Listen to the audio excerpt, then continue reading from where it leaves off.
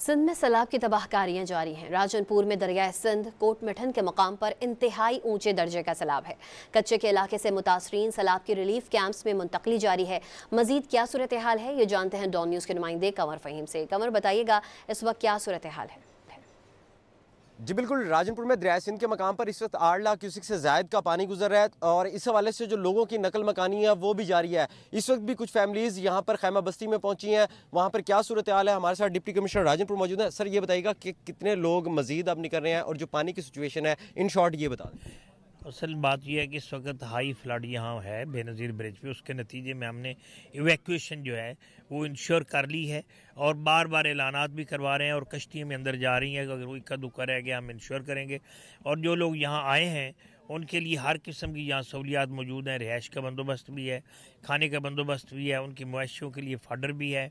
अच्छा, इन लोगों के हेल्थ इश्यूज़ एड्रेस करने के लिए हेल्थ पॉइंट भी बना हुआ है, लाइफ स्टॉक का पॉइंट भी बना हुआ है। अब मेरी आवाम से गुजारिश ये है कि वो ख़तरा मोल ना लें, क्योंकि फ़्लड जो है वो बहरहाल फ़्लड होता है।